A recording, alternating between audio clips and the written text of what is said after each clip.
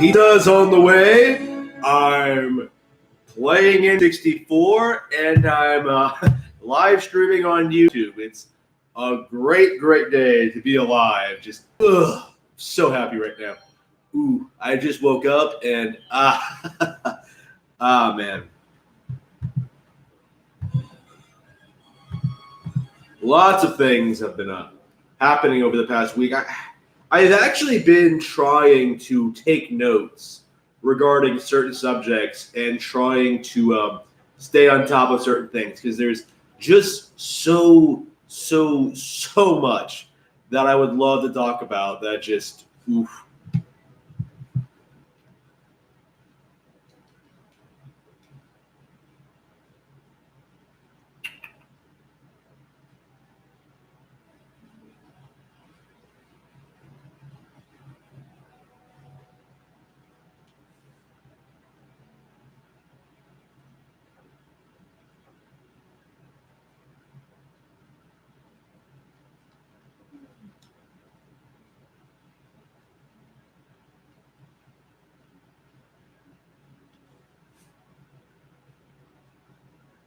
Let's see, is everything set up correctly? Hang on. I think it is.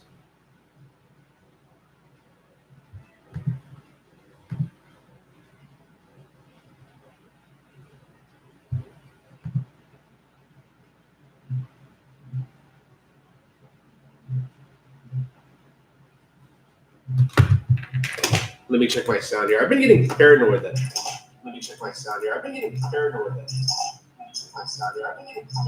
There we go. All right. Yeah, it's fine. All right. I've been getting paranoid that my sound hasn't been very good because I've been live streaming on Twitch, and there have been plenty of times where people come in and then immediately leave, and I always just assume that there's something wrong with the stream, even when I'm still getting used to Twitch. I'm still getting used to that mindset of well, maybe this game doesn't appeal to me. Maybe I don't want to watch this right now. Maybe I just want to see what the basic gameplay is like. It's just it's kind of it's different, right? It's something I've never really done before, and I'm not sure that I really like, because that's one of the things I noticed when I was came home last night is that for the past couple of days I've been coming home immediately, just plugging in my stream, just setting everything up, playing some games on Twitch. I streamed the entirety of my friend Pedro. I streamed a little bit of Omen Sight. I've streamed a little bit of Dragon's Dogma and lots of really good shit on Switch, right? I was trying to do that, and last night I decided not to, and I ended up having more fun because I wasn't worried about the stream. I wasn't worried about anything that was going on. I was just playing the video game. And honestly, I think that's really important too, because what's the point of playing video games on Twitch if you're not really enjoying it? If I don't know, man. It's something I am trying to get used to, I think. I definitely think I will show off some new games on Switch. I think I might stream Luigi's Mansion 3 on Switch, which we do need to talk about because there's a lot going on with Luigi's Mansion 3. It's really interesting, right? Luigi's Mansion 3 is coming out next week on the 31st, a Thursday, I think, which is 30 rants a day. I probably could do that. It mostly just depends on what is going on. Whether there's enough stuff to talk about, really. There's plenty of stuff I do want to talk about, One Piece. I'm reading Harry Potter again, actually. I was reading Harry Potter again. Okay, so I've been listening to a lot of Audible audiobooks recently. I downloaded the app, and I'm allowed to listen to it at work. So I'm basically just sitting there doing stuff, listening to audiobooks all day. So I've been listening to a lot of history. I've gone through the history of the Tudor dynasty, of Henry VIII, of Bloody Mary, of Elizabeth. I'm on Napoleon now. I downloaded something related to Hitler and the Third Reich. I haven't listened to that one yet. And I also have gotten some fiction books. Of course, Oliver Twist. That one was really good. I got Outlander, which I've never heard of before, but is really, really won me over and might actually become one of my all-time favorites if it keeps up with the quality. And of course, like I went and got Harry Potter because, of course, I have to keep rebuying Harry Potter. And I really should have made that like part of the title in the video, is just talking about Harry Potter, because Harry Potter, like, it's amazing, right? Like I really thought for like the longest time that Harry Potter, was one of my favorite things ever. But like that was because like I grew up with it, right? And taking a break from it for so long, because I have not read Harry Potter in like several years, since 7 at least. It's been 7 years. Like in the entire span of time the books take place in, I haven't been reading them, and coming back to them, it's bizarre. I'm falling in love with them all over again. Like these really are, I swear, the most rereadable books of all time. Like I cannot think of anything I've reread more than Harry Potter, because from start to finish, they're bursting with creativity, they're bursting with passion, they're bursting with like all of this stuff that just makes it infinitely fun to read, even as like an adult. It's one of the more interesting things about it, I think, is that like as you get older, you begin to notice and appreciate more things, right? Like as an adult, like this is something that I've been thinking about a lot lately. Like as an adult, with like people I know getting married and starting families and stuff like that, like you start to appreciate more of the situation that like Harry Potter is in, at the beginning, right? Where like he loses his parents, right? Like you begin to appreciate just how that must have felt for like, James and Lily themselves, for the society, for like everything that's going on. Like you don't really see it from Harry's perspective as much, or rather you gain a new appreciation for like other characters. Like I was thinking about this when I was Vernon Dursley, like if you recall, the first book opens with like introducing the Dursleys and what their life is like, and just how Harry Potter is different and stuff like that. Like they establish all this, right? The Dursleys are the first characters we meet in Harry Potter. Like you began to appreciate more the effort J.K. Rowling went to making these characters feel like real people, right? Like it's amazing, like how well she's able to like emphasize all of their personalities, what they're all like, how they all treat each other, their relationships, and how they treat Harry. Like as an adult, like you really start to appreciate the gravity of just what the fuck they're doing to this kid. It's bad. It's just like, it's downright more horrifying as an adult, like almost, I would say, because I don't think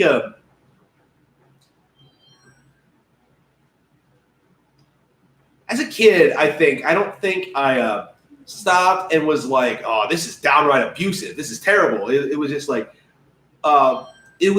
this general,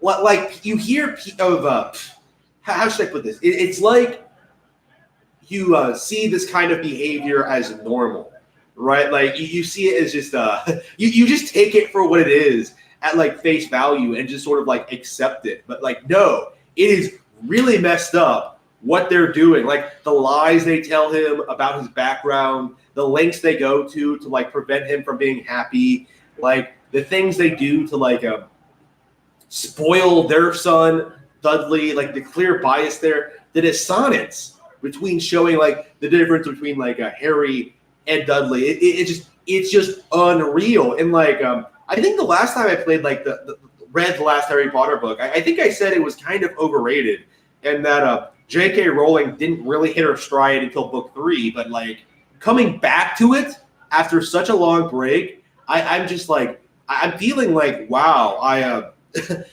kind of underestimated just how good this series actually is, right? Like, legitimately one of the best children's books I've ever read. I cannot think of anything that I like more than this. I've been trying to read like all sorts of stuff, but like not just children's books, like books for adults too. Like Harry Potter is able to get these really strong ideas across really effectively in a way that's like fun for kids and adults, which I think is just mind blowing. And I do stand by this. I do think the firmest, most hardcore critics of Harry Potter, right? The sort of what's his name? The Harold Blooms of the world.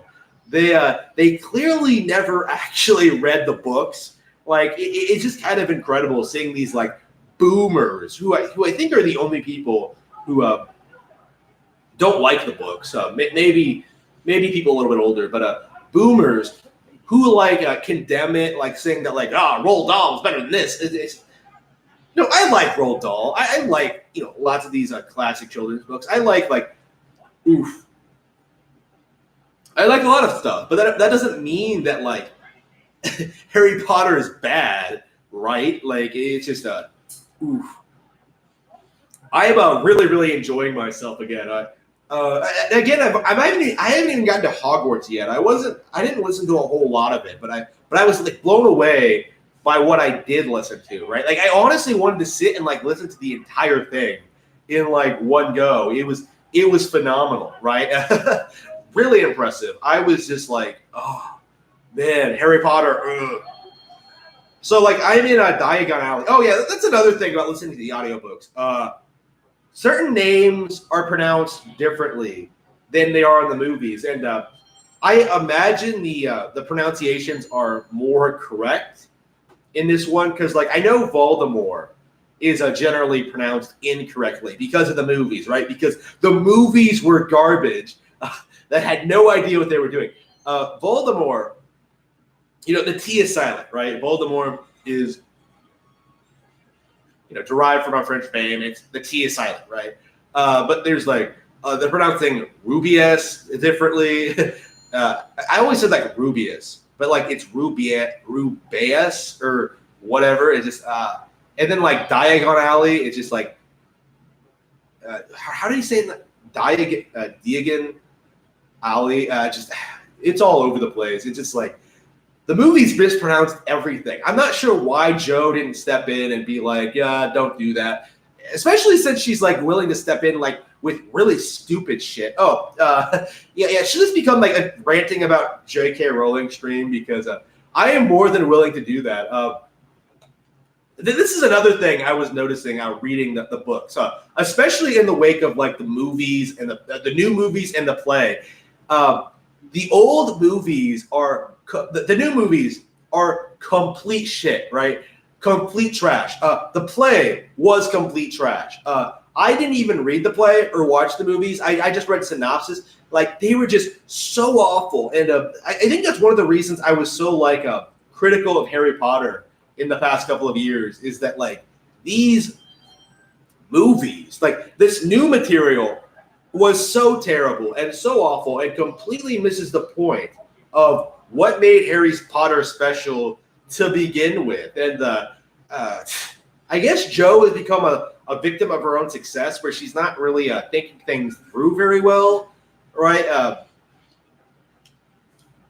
But like a part of me really wondered whether like because this new material was so bad, whether or not like the old one would be good. But like no, the old books are classics. I love the old books. I'm just what is I'm honestly really tempted to actually go back and watch those movies now, like just to see how terrible they actually are. But as it turns out, I haven't seen the Harry Potter movies in a long time either. So like I gotta watch those again, and then like I gotta move on to the play, then I gotta watch the new movies, and I gotta criticize all those and like talk about all this. I actually don't know exactly everything that's wrong about the play or the new movies off the top of my head. I just feel like, they're bad. I am 100% certain. Going by what I've heard, especially from that play. Oh yeah. I think this might be the moment that people started turning on J.K. Rowling, actually. That attempt at selling that screenplay for that, stage, for that theater production, right? The script for that play as like the 8th Harry Potter book. That had to be like the shittiest move I think I've seen anyone pull. Like I went to a bookstore, Barnes and Nobles, the night that came out, just to like hang out and like I wasn't gonna buy the book because I actually had no idea it was being made because I was going through like all this crazy shit. But like I noticed Barnes and Noble was like busy, and I was just like, what the fuck is going on? So I went over there, like not at all aware of what was going on. And as it turns out, there was a new Harry Potter book coming out, and I was just like, what the fuck? The series has been over for years. What's going on here? So like I hung out a bit, in part because like there were lots of girls there. So I hung out there for a bit and just like I was watching things that was going on, like watching all these events, like experiencing. I actually got to experience technically a Harry Potter midnight event, which I had never done before. So that was something, I guess. And I didn't pre-order the book, and I didn't want to ask, so I was just like, okay, I'll just come back tomorrow or whatever and look at what's going on here. So I basically come back sometime later and then like pull the book off the shelf, open it, and then realize that it's a script. It's not a real book. It is a play. It's like if you know how I have it here lying here. You know how like when you buy a Shakespeare. By the way, I do actually own a complete collection of William Shakespeare. You know how you buy Shakespeare or like it just has these scripts, like it's not a real book. It's like it's just a play. Like it was that. Like that was Harry Potter 8, Harry Potter and the Cursed Child. That like seeing that, like not even like reading it, just looking at that, I was just like, that is fucking bullshit. That is the worst thing I think I've ever seen in my life. Like just seriously promoting a script as an actual book, and the script isn't even that good. Like should I like rant about the script? I haven't been caught up on the script. You know what? Okay, when I finish the Harry Potter books again, I am going to go and buy that script, right? I'm going to buy it.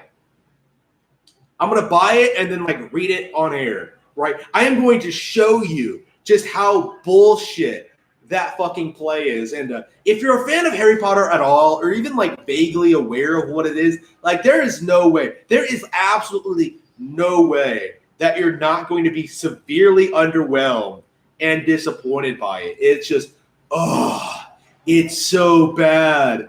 It's so bad. I have no idea. Oof.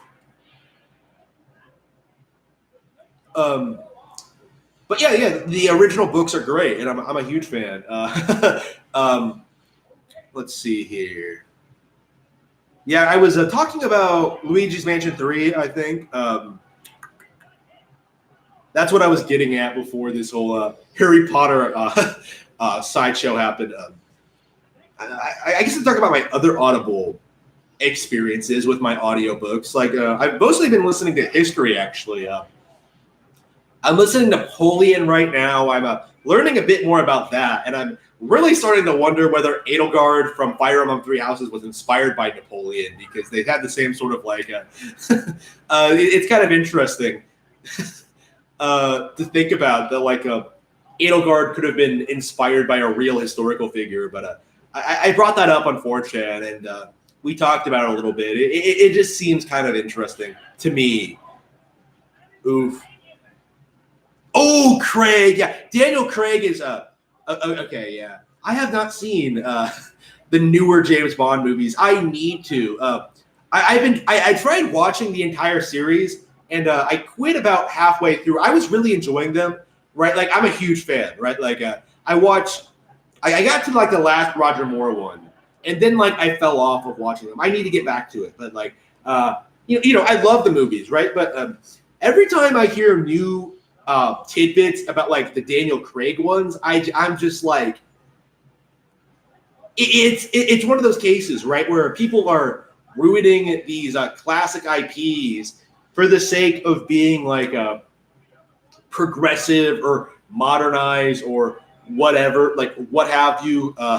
Like I heard in Skyfall there was a line that implied that James Bond might be bisexual, And I was just like, no, no, no, no, no, no, no. I honestly don't want to like see that movie just because of that. Like that is just like, straight up boycott material. Like that is not James Bond. That is not what I signed up for. That is not what I want. That is not what I want to support. Okay, it's just oof. It's just like here's the thing. Here's the thing about like modern movie franchises. It's kind of amazing. Like when you go back to classic James Bond, right? When you go back to like the 60s, the 70s, the 80s, like this is the thing I noticed. Like going back as like a modern viewer, like each and every one of those movies are completely different one from another. Like completely different in style, in tone, in actors sometimes. Like it's kind of amazing how they could go from like have three different actors for playing Bond, right? You have like you have Connery, you have that the On Her Majesty's Secret Service guy who I actually like. What's his name again? George. I think his name is what the fuck is his name? I really like that guy too. And you have like Roger Moore. You have those three guys, right? All of them made completely different movies. Like it's kind of amazing how Roger Moore can sort of go from like this crazy over the top bullshit in like Moonraker to the more withdrawn, sort of moody, sort of the stunt he pulls in like what was it? Fuck, that was my favorite one. It's been a couple of years since I've seen them. Actually, man, I really need to get back to it. It's been a while. I love these movies, so it'll be nice to return to them. Let's see, what was it? It was the one with the girl on the boat with the crossbow. For Your Eyes Only. Yeah, that one. That one is one of my favorites.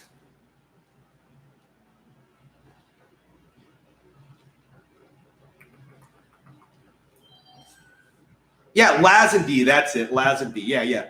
Lazenby was perfectly likable. I kind of wish he made more than one. But we got Roger Moore out of it, who is my favorite. So, yeah.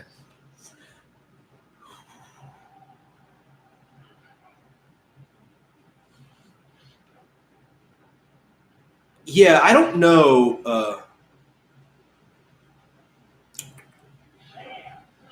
Yeah. They're messing with like all these iconic franchises. They're trying to like you're seeing this a lot. Like I think you're starting to see this with like the Marvel movies too, where people will sort of like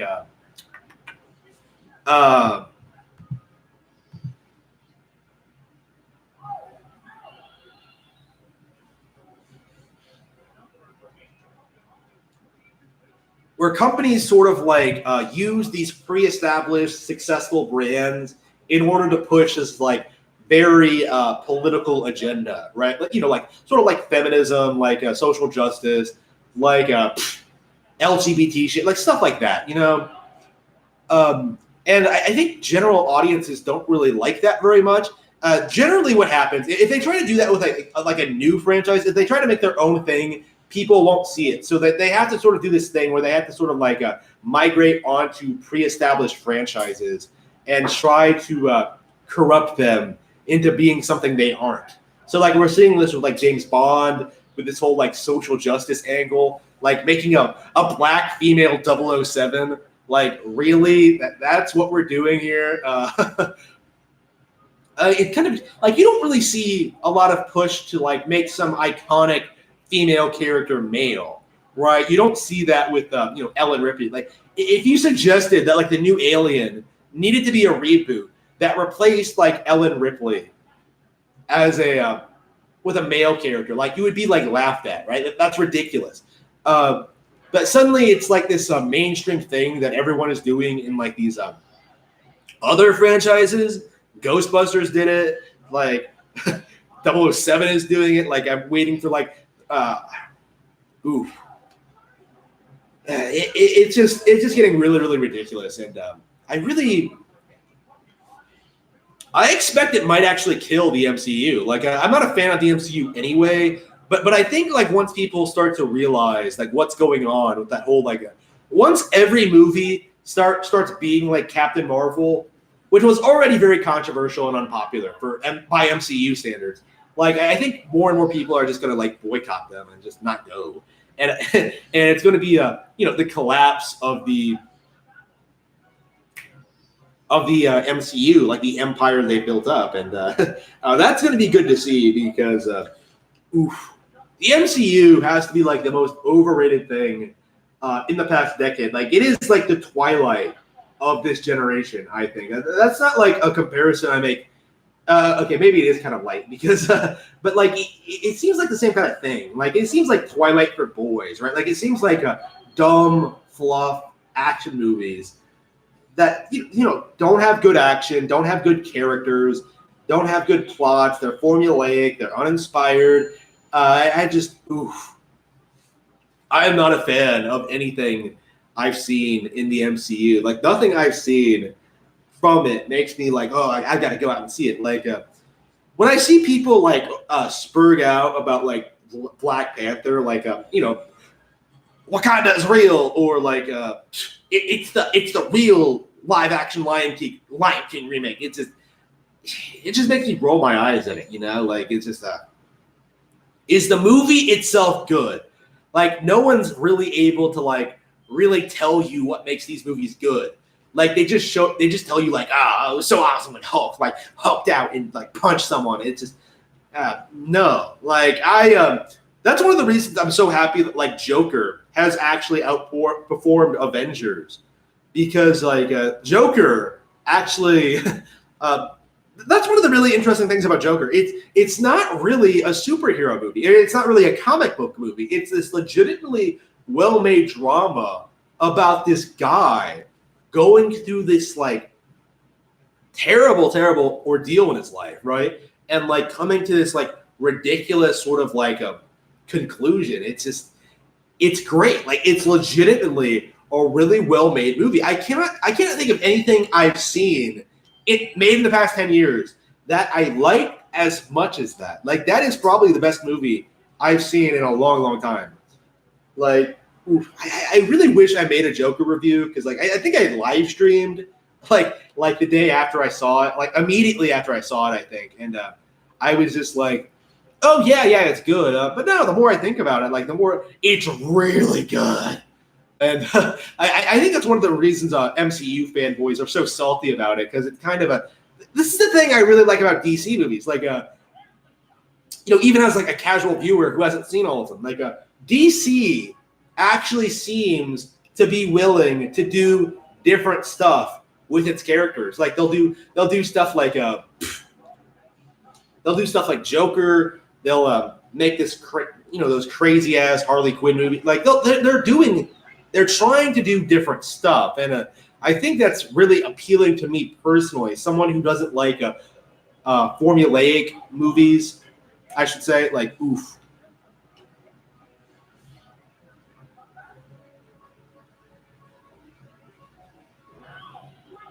Whoa. Joker was great. What are you talking about? Ooh. Yeah. They always do that. They always like present it as being like, this is closer to the creator's creative vision. The creator wanted this, but they couldn't do it at the time. They sort of do that with like Wonder Woman, right? And sort of if Wonder Woman was like, okay, let's not go there, but you see this all the time, right? You see them always trying to justify their bullshit, and it's better to just not do that, right? I really enjoyed Joker. I thought it was wonderful. Is my pizza here yet?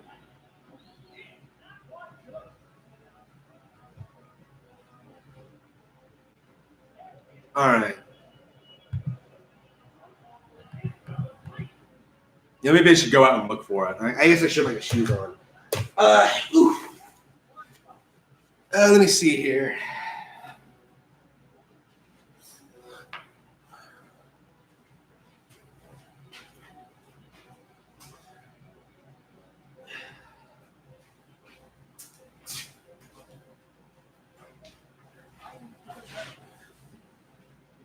Yep.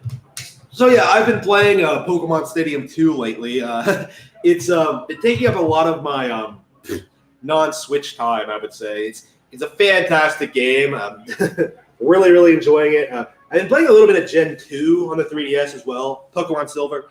I am still working on my goal, one of my life dreams of catching every single Pokemon. And I'm really enjoying it, right? Like, I'm enjoying playing all these old Pokemon games. I'm enjoying, collecting them all. I'm doing all this crazy stuff. Really enjoying myself, right? Fantastic, right? But a lot of people aren't in the same boat, right? A lot of people are under the impression that Pokemon is bad now, right? A lot of people are desperately trying to pretend that there's something wrong at Game Freak and at the Pokemon Company and with Pokemon Sword and Shield. It's kind of amazing, right? The sheer lengths that certain people will go to sort of attack Pokemon Sword and Shield. It's kind of a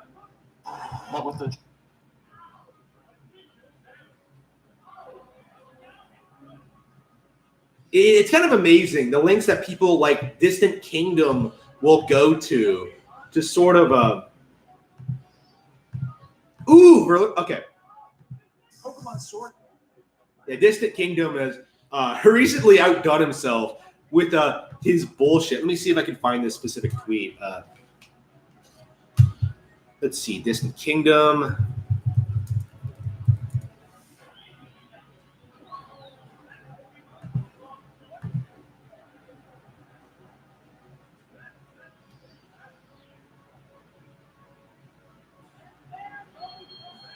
Okay, this is from Distant Kingdom, the guy who's been uploading these endless videos trashing Game Freak and Pokemon Sword and Shield. Journey D Kingdom at Distant Kingdom. So because it won't do anything, it shouldn't be said. Because protesters in Hong Kong might not accomplish anything, they shouldn't protest. This logic makes no sense. GF is doing the bare minimum. I'm fully aware. I will do what I can because Pokemon deserves better. Holy shit. Did you just compare Hong Kong to a fucking children's game? They're both protests. Both are equally appropriate, valuable, and necessary in their respective roles and purpose. Your logic is, but complaining about it isn't going to do anything, when it's the exact opposite. Reaching out is the only way for something to be done. This is obvious. Okay, let me recap that for those of you who might not have picked up on what this means. Distant Kingdom compared the Hong Kong protests to hashtag bring back the national debt. They're comparing an actual real world controversy to fucking Pokemon, like not being in a game. Like, is he serious?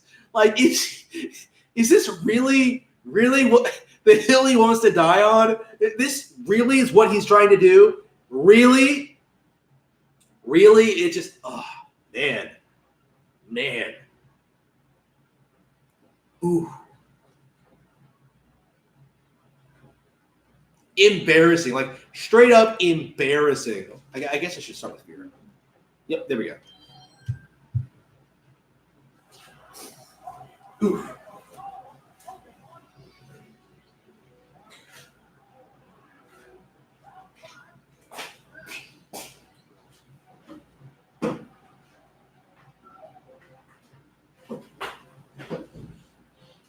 Oh, I think I'm done. Hang on.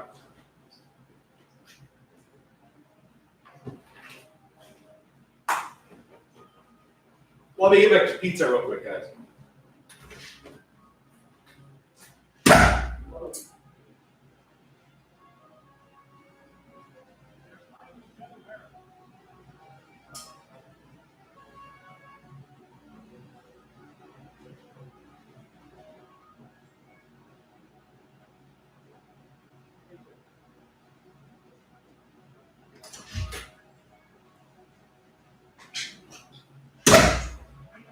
Oh, they actually found my house this time.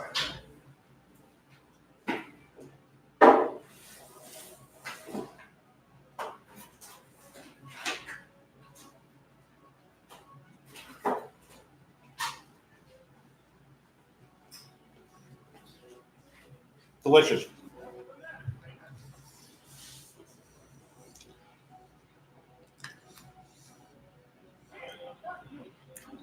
So yeah, little Distant Kingdom has been like a complete joke for a while now, but this is just him like showing his true colors.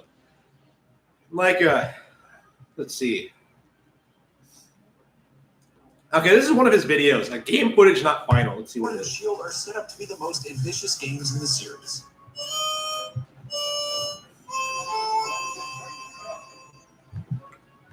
What's wrong with this footage?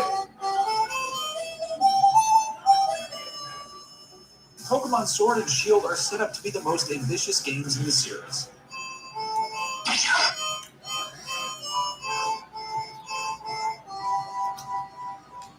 Yeah, I don't understand. Why are people complaining about the visuals? It looks perfectly fine. Like, what is wrong with it? I don't understand. The wild area isn't quite as populated as I expected it to be.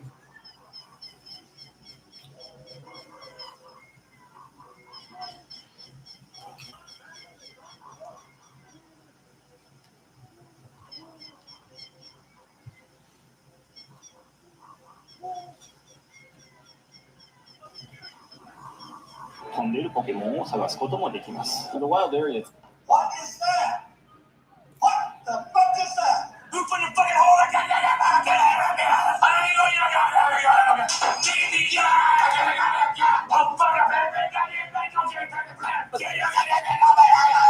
So yeah, this is Distant Kingdom content. This is him bitching about like nothing really. Months later. I forgot to mention, yeah, those trees in the wild area, they're still there. Dynamaxing as a concept, I'm still like, really. They had to add a gimmick. Here's the gimmick, make Pokemon big. Ooh, yeah. Most ambitious games in the series. But once you slide into the battles, it functions and looks much the same as it always has. It's those same static looking encounters with the canned move animations, even though they've cut Pokemon from this game. So the cutting of Pokemon, where they aren't including every single past creature in this game, it's apparently helped the team to make changes and upgrade some things, but not battles, weirdly. Most ambitious games in the series. Characters behaving in very wooden ways when you're talking to them out in the field and stuff like that. It's a bit better than it was in Sun and Moon, but it's still sort of like you talk to someone and they just go. I mean, I'm fairly certain you do see their legs move, but it's not like it's not a great animation. It's definitely not a tailored animation. Pokemon Sword and Shield are set up to be the most ambitious games in the series. Little Town. It's just ridiculous. Like, it is just, who's Young Defiant? I have no idea. If it's an interesting person, I'll cover him. But I have no idea. I'll be upfront with you about that. Yeah. So Distant Kingdom has been making these kinds of videos nonstop since I think the National Dex controversy became a thing. Like, it was just him raging about these sort of situations, like, for no real reason. It's just oof. It's just, what is the controversy exactly?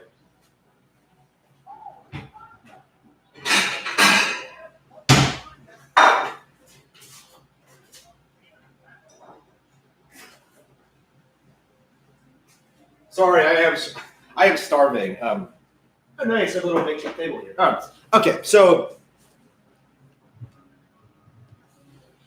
the thing about, I think this controversy has more to do with like other video game franchises than Pokemon itself, because this is like a classic case of gameplay over graphics, right?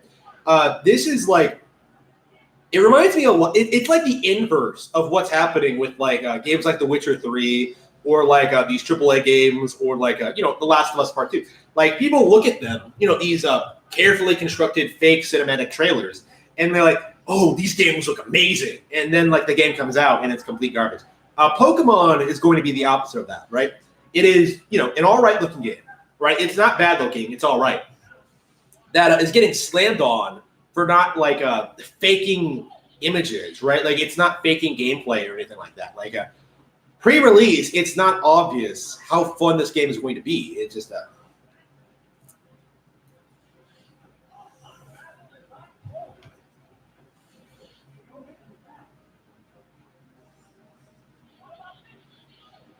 That's really good, by the way. Pokemon is like. Here's the thing about Pokemon. Like, you really need to understand this. Pokemon, from a pure gameplay perspective, is the best RPG out there. There is like no competition. Like, Pokemon is endlessly replayable. It has tons of playable characters. It's incredibly it's incredibly technically deep. It has a lot going on. It has this really good competitive aspect, this really good single player aspect. Like, everything about it is just implemented really well. And they always, without fail, manage to add on to that. It's just, oof. Hang on.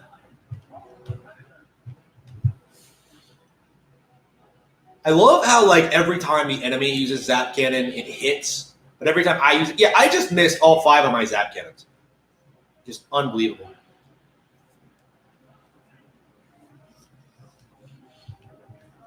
I would have been better off just using Waterfall. Okay.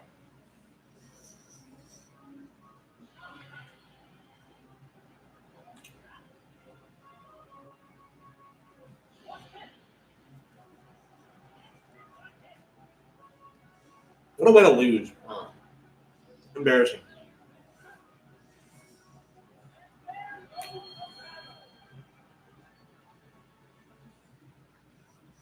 This is taking a bit longer to chew than I would have thought. But anyway.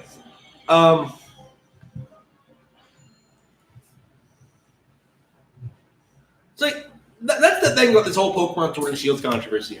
A lot of these major figureheads for it, like Gusted Kingdom, are completely losing their sort of their mind, right? They are losing their relevancy. They kind of exist. Like, the reason we're talking about them right now is because of this controversy. So when you look at it that way, it's kind of impossible to like this. The reason they're shitting on this game so much is because they have to in order to get the views they want, in order to like stay relevant. Like, they have to attack Pokemon this is classic Pretendo behavior, right? They maybe they're YouTubers who like gain some prominence covering some like niche Nintendo franchise or whatever. Like, Metroid fans are a good example. Star Fox fans maybe. They're YouTubers who cover like maybe like only one Nintendo franchise, right? Like the stereotypical, like Arlo's, like the Bit Blogs, like those people who really love Pikmin, who love Animal Crossing, that kind of thing. Metroid is other. Like, these people will actively start to despise other gaming franchises that aren't their favorite thing because since their channels are so centralized around that content, it becomes this a big fiasco when like take Arlo, for example. Like, Arlo, I should have used Hyper Beam. When Arlo came out with that Paper Mario video, like, he started shit-talking Mario and Luigi, right? He started this entire movement of people who, like, just hate Mario and Luigi because it wasn't Paper Mario. And as a result, you had this really weird situation in which is, like, genuinely popular, beloved Mario RPG series. When that developer went bankrupt, like, you had certain individuals celebrating on Twitter because Arlo had convinced them that this would somehow bring Paper Mario back when that clearly isn't going to happen.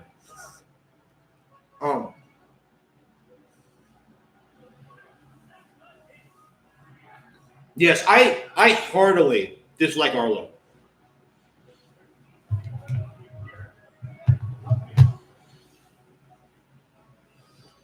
Yeah, this is really good. Yes. Let's Go. Let's Go was like the first. Let's Go was actually the first thing that made me realize that like something was wrong with the Pokemon fan base, right? Because like you had all these people freaking out over this release and like making up all these nonsense bullshit complaints about it, right? Like telling me that there was something wrong with the with the battle mechanics, that it wouldn't be technically deep, that it was like pandering to a Gen 1 too much. It wasn't doing enough new or interesting things. I played it and I perfectly enjoyed it. It's not my favorite Pokemon game by any means because I don't like the Pokemon Go mechanics in general, but like I was really surprised with how much I actually did like Let's Go. Like I didn't think it was terrible and I did enjoy it. So like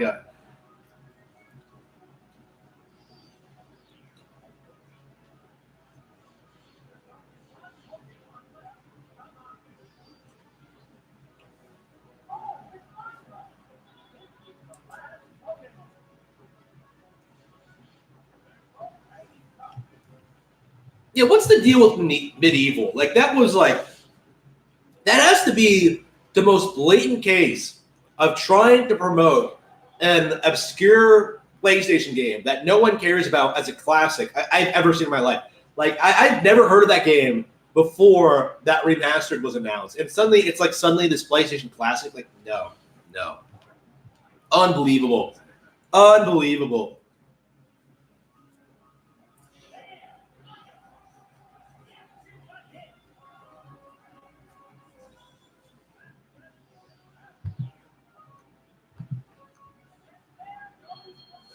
I won the battle. Awesome.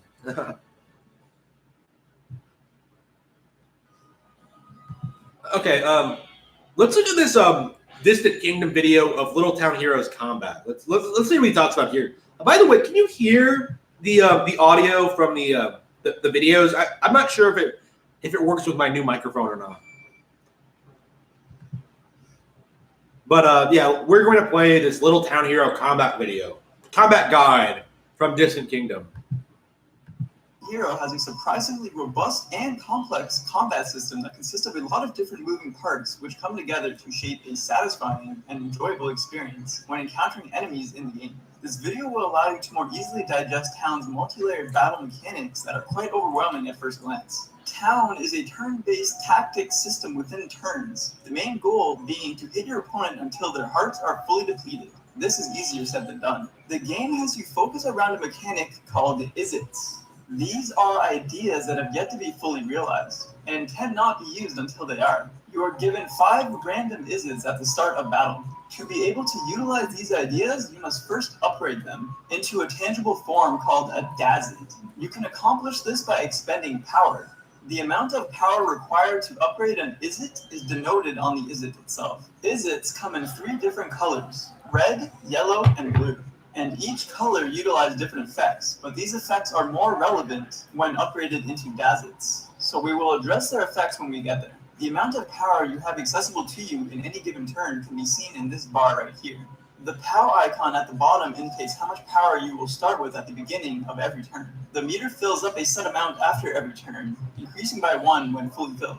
As we established earlier, if you upgrade an Is-It with the necessary amount of power, the idea will become fully realized and will transform into a Dazit. Dazits are what allow you to fight. The number on top is the attack power, while the number on the bottom is the HP of the Dazit. Dazits are pitted against one another, both dealing their prescribed damage. When the HP of the Dazit falls to 0, it will break. This battle system is very reminiscent of taunts in card games where you're forced to attack and destroy the taunt before you can attack your enemy. Red Dazits are able to remove enemy hearts. They can only be used once per turn and will be grayed out if they aren't destroyed. Yellow Dazits can be used as many times as you want per turn, but they cannot be used offensively to remove hearts. Blue Dazits can be used at any time and don't need to collide with any... This is really boring. The comment section is much more entertaining.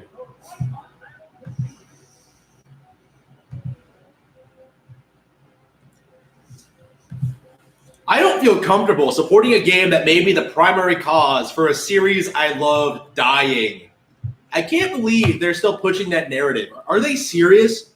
Like, do they realize just how small the team for Depth Town actually was? Like, that's one of the things about Bring Back the National Dex that I cannot stand. All of these crazy conspiracy theories that don't make any sense at all, right? Like, it just, oof. I just cannot stand. I cannot stand that narrative that like Town somehow took away resources from Pokemon. Like, are you serious? Here's that. What, do you think Toby Fox was going to work on Pokemon? That was never going to happen.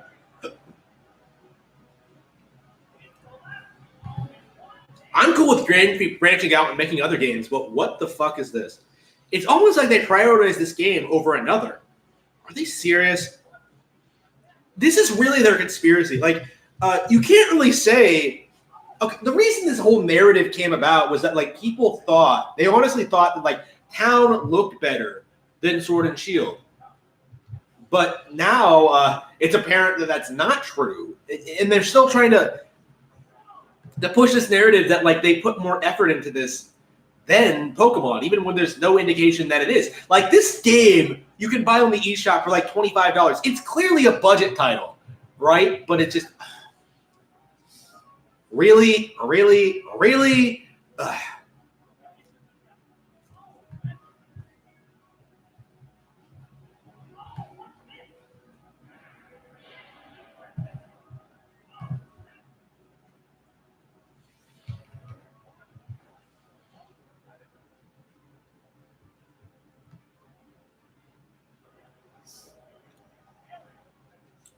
In my opinion, this game, or Sword and Shield, should have been delayed, and the other one should have been focused on for the year. Anyone else? Town has surprisingly good mechanics compared to Pokemon. Surprisingly good graphics when compared to Pokemon. What are you talking about?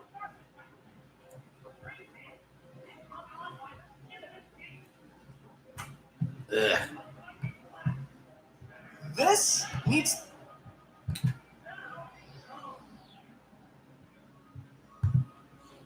Distant Kingdom compares Bring Back the National Dex to the Hong Kong protests. Okay, so somebody else made a video about this. to be the wake-up call for anyone that's against Pokemon Sword and Shield. Like, you look over at the cult leader, you see him with a bottle of rat poison, and you think, oh, that's nice. He's taking care of the rat situation for us. Then you see him unscrew the cap and pour it into the punch. That's when you need to look around and go, oh, I'm in a cult. I need to get out of here. Because this comment is so blind and is so deaf that Helen Keller takes pity on this poor man. So because it won't do anything, it shouldn't be said. Because protesters in Hong Kong might not accomplish anything they shouldn't protest. This logic makes no sense. Game Freak is doing the bare minimum. I'm fully aware. I will do what I can because Pokemon deserves better. This dude has to live in Flint, Michigan, and he's taking water straight from the tap. He's comparing a video game to a political protest, which is already stupid enough on its own. But it's not just any political protest. He is comparing the Bring Back National Dex movement to the Hong Kong protests. This is how delusional the guy is. This is how delusional people that are being negative towards Game Freak are. They actually believe they are bringing something to the table. They are contributing to the world over a video game. They see themselves on the same level as people that are risking their lives, risking their... Yeah, so downright ridiculous.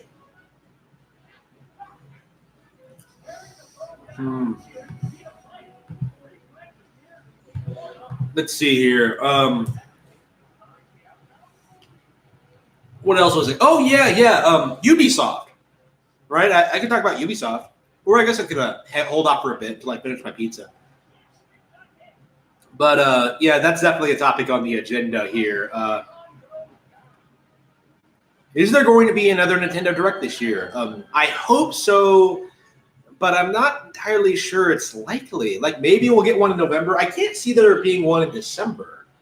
But my guess is, like, early January, I would say. But it could be a little bit earlier. They could surprise me. It's been a while since the last one, hasn't it? Like, they haven't had one since September, right? I mean, I'd rather it be good rather than, like, rushed.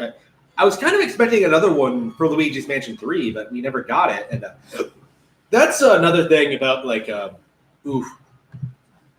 That's another thing about Luigi's Mansion 3. I've kind of been noticing about Nintendo releases in general. Actually, I don't follow pre-release material anymore. I simply don't have time. Like I'm mostly just going out, playing, enjoying my games, and not really thinking or caring about that at all. I'm mostly just invested in actually playing video games. Like I don't want to watch like a bazillion videos of a game and have like all the cool new mechanics spoiled. Like a part of the fun is just learning how everything works, and like that doesn't really work with games that are short or that doesn't really work. It ruins the experience, is what I'm getting at. Is if you just watch a ton of pre-release videos. Like I've been doing this since Breath of the Wild 1 or Breath of the Wild. Since that was announced, like I watched the first trailer and then didn't really stick with it. I just sort of like fell off and bought the game day one and had a blast with it. Like I went into that one completely blind, and it was phenomenal. I loved Breath of the Wild, right?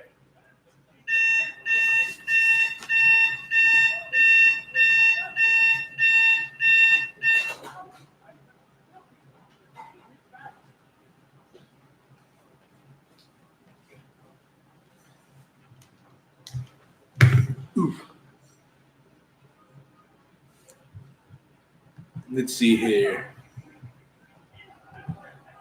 So I actually know very little, very, very little about Luigi's Mansion 3. Like I know about the hotel. I know about like it's structured sort of like Dark Moon. I know that. I know like I know you can pet the dog, but other than that, the dog comes back. Other than that, I don't know, and that's kind of an interesting fact about it. Very, very interesting. I'm super hyped for it. 5 more days. I'm so excited.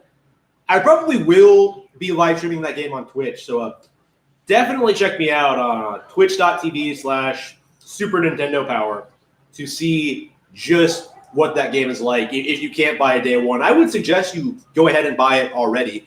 But it's on the way, and I cannot wait. I'm so hyped.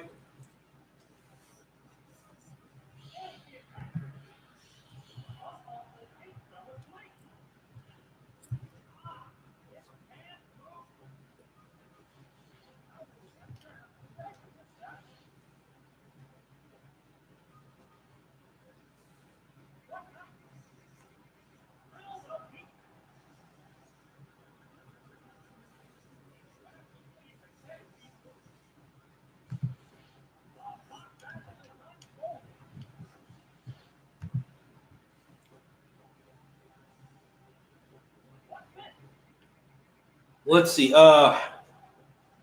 Yakuza needs to make the jump to Switch. Like I've been saying that for years, since like I played Yakuza 5 in 2015. Like I don't understand why they're not putting it on Switch where it belongs. They keep making all these like crazy excuses, but they just need to stop doing that and just release the games already. I don't. Oof.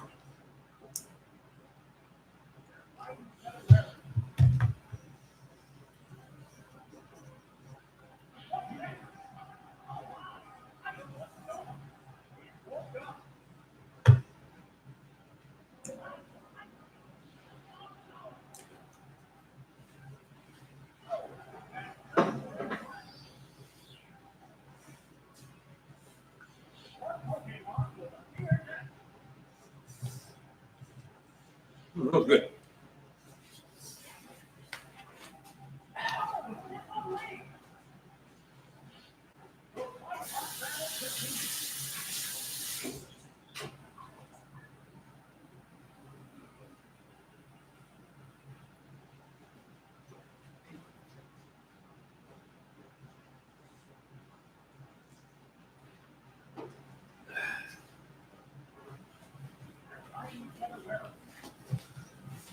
Ooh, all right.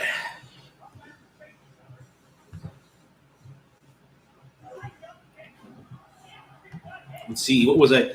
Yeah. I was talking about Ubisoft, right? Yeah. So Ubisoft has actually recently posted a massive loss. And this is very, very interesting because check this out. Ubisoft shares have dropped 29% after Ubisoft has cut its forecast from 2.19 billion euros to 1.61 billion. This comes after Breakpoint 2 and Division 2 underperformed, and big games like Watch Dogs Legions have been delayed. So basically what this means, and this is very, very interesting. Ubisoft's top 10, Ubisoft's live service games, like the games that are focused extensively on loot boxes, on microtransactions, like those are costing them money. Like people are not buying this bullshit anymore. People are done. Like people are done. Like people are just not willing to support this model anymore, and they're starting to revolt and pull back. And a lot of these live service games are flopping to the point where like Destiny sort of has to like Destiny has had to go free to play to try and keep its player base up, and even then, it's not really maintaining it very well. It's amazing how these people will just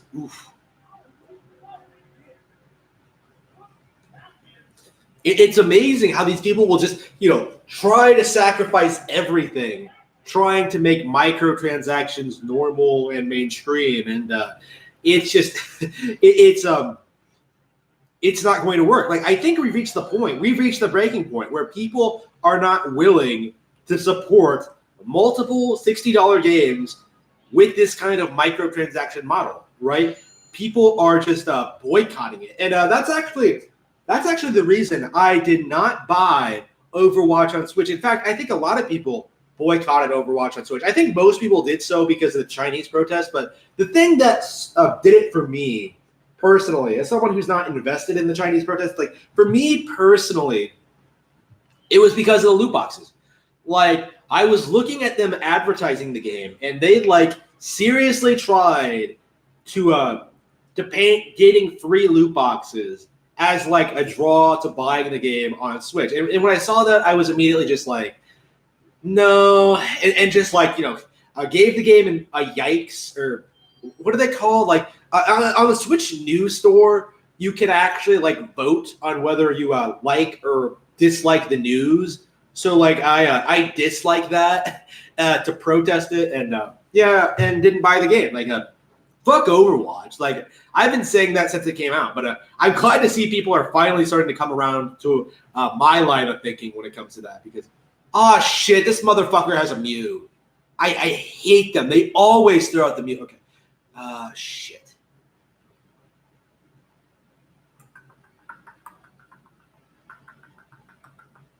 They always throw out the Mew.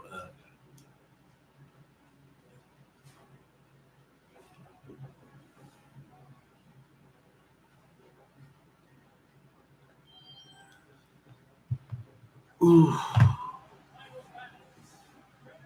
Yeah, I'm glad to see Fortnite is on the way out, by the way. I made a video about this, but like it really does feel like it's starting to lose a ton of its momentum. And like once it stops being literally the biggest thing in the world, it's going to fall off the map very, very quickly. Like it's not going to be like a Pokemon Go situation. Because when you had Pokemon Go, right, you had these normies getting into Pokemon and becoming familiar with the brand and like becoming fans of other Pokemon properties, right? The mainline games and all that other stuff. Did he seriously just hit me with a blizzard? Are you serious? How does Toxic miss? Like, come on. Bullshit. Like, somehow they hit me with stuff like Blizzard and Zap Cannon while I miss fucking Toxic. Like, are you serious?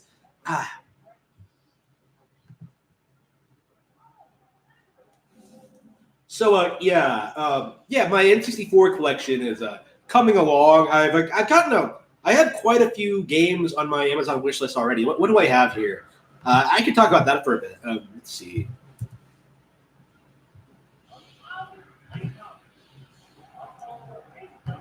I have Star Wars Episode 1, Racer. I have Mortal Kombat 4. I have The World Is Not Enough, which I've been wanting for a long time. Keep in mind, these are all really, really cheap for the most part. Mystical Ninja starring Goemon. I'm really looking forward to that one. Mortal Kombat Trilogy, Battle Tanks, Global Assault, Quest 64, Duke Nukem 64, Windbag Covert Operations, Pilot Wing 64. And those are the ones I'm looking at. There's lots more I want. I'm already at that point where, did it already wake up? Shit.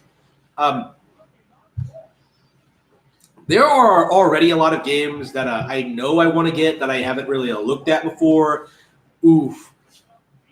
But yeah, I'm really looking forward to like trying a lot of these games. Like, oof. There are so many I haven't even heard of, right? Like racing games for the most part. But there's like some stealth, some strategy. Ogre Battle 64 caught me by surprise when I picked that up on Wii U. Like I love that game. It's just, oof. Damn. Do I have anything that can handle Mew? Like Mew just sweeped my entire party. I hate, why do these Pokemon Stadium trainers have shit like Mews and Celebes on their teams? Like, that's just, what the fuck?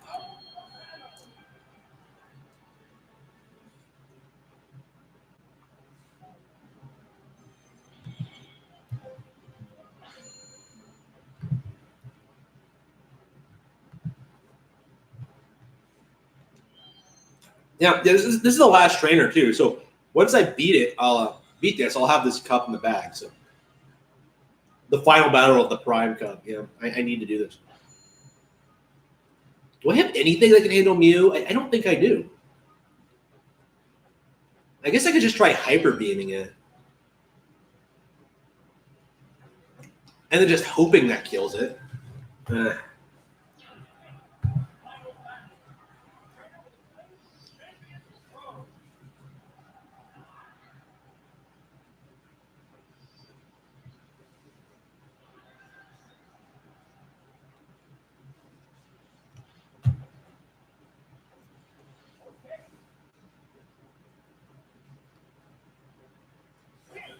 Yeah.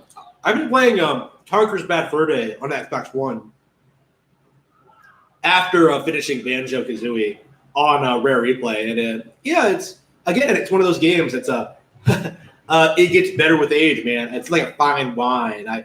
I'm really, really loving that game. Like I love Banjo-Kazooie. I miss Classic Rare so much. They are like the best.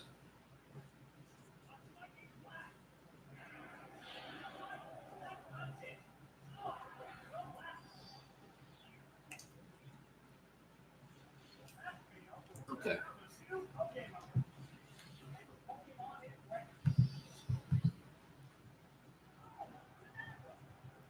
Has anything else happened this week? Oh yeah, The Last of Us 2 Part 2 was delayed. Yeah, I don't really have anything to say about that. I already made a video about it, actually. I talked a little bit about it. And it's very, very interesting. The problem isn't necessarily that it was delayed. The problem is that they announced a release date for it, like a hard release date, not that far off, and then delayed it by 3 months for no apparent reason. And there's speculation. I'm not sure if this is true. There's speculation that this might be because of the whole backlash towards the whole Ellie's GF dying thing, because people didn't like that. There was a very significant backlash among certain people, and I'm just could they really change that specific plot point in 3 months? I don't think they would be able to. It'll be interesting to see what they try to do or what the dealio here is, but I find it so strange that they would announce a release date and then delay it. I wonder if it might just they might not be making any changes at all and are just waiting for the backlash to die down before they start hyping it up again with hopefully more PC trailers. But I don't know. Once you're a target, these people are never going to let up, and it's going to be interesting. I don't think I ever considered this. I did not think the backlash towards the game would be coming from the SJWs that it was trying to pander to. So Oof. Yeah, there's no multiplayer. There's all these weird controversies that seem to be pointing to this game not being as well received as the first one. And I'm sure game journalists will love it, but nobody really cares what they think. Like, look at how I treat like God of War PS4. Like, I don't give a shit that critics loved it. Like, the game was terrible.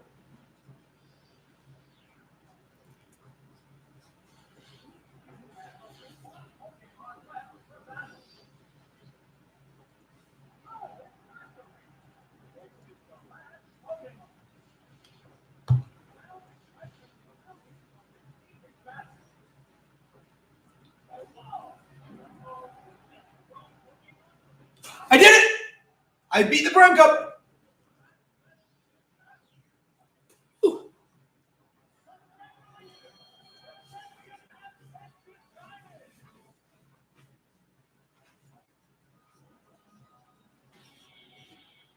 Okay, next tournament.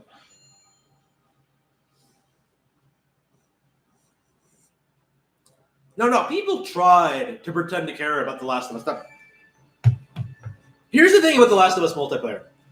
People swore to us up and down that The Last of Us had like some of the best multiplayer of all time, right? Like just like Uncharted 2 did.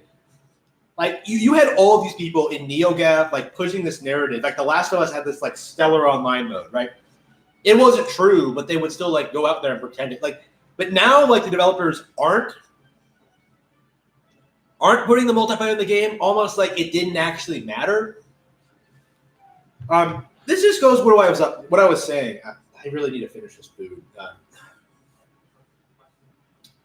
This just goes into what I was saying about The Last of Us, right? People don't actually care about the online multiplayer. If they did, they would be more upset about it not being in this game. But oof. But no, like it's just a minor controversy at best. It's just they kind of exposed themselves, I think.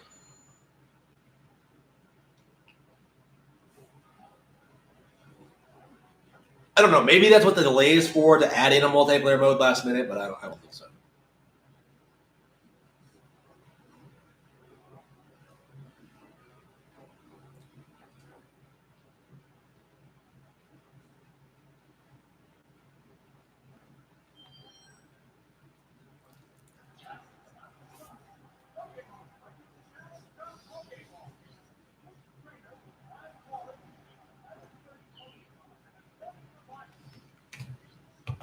Wait, are you saying The Last of Us multiplayer had microtransactions? Is that true? I don't remember. I don't recall. If that is true, then that might explain a lot as to why they were shilling it so much and why nobody seems to care now that it's gone. Yeah, nobody cared about Doom Eternal's delay because when you get right down to it, they did announce a release date, but like, I miss Surf. Are they serious? This game's like, there's something wrong with this. It's so biased towards the AI. It's just ridiculous.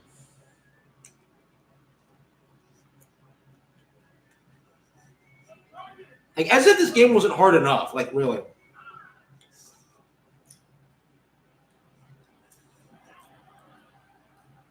Yeah, the issue with The Last of Us delay is that they had that entire state of play PlayStation Direct, right?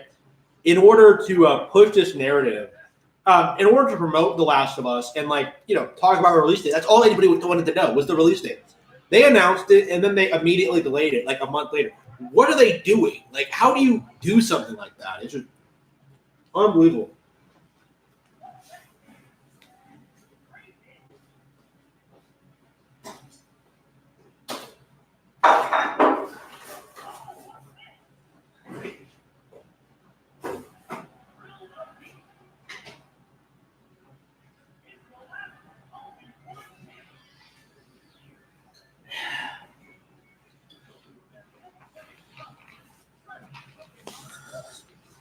I'll snack again after this stream because that is like some really good food.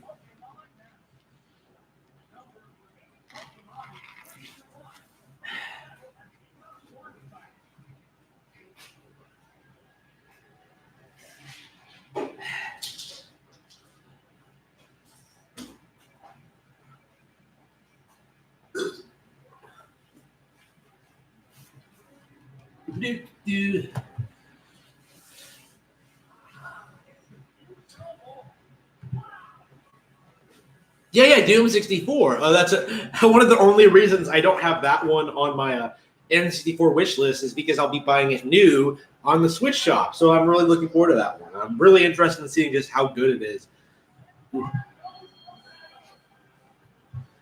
Doop-a-doo.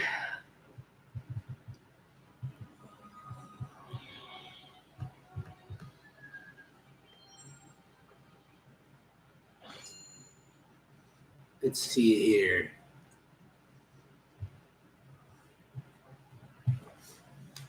What else is going on today? I guess I can check my Twitter account and look and see what I was talking about. Man, I need to write down topics for chill streams because I have no idea. All right.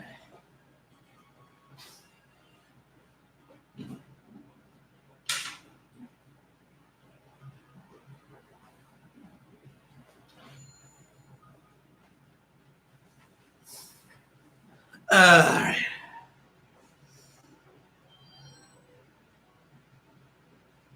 Let's see here.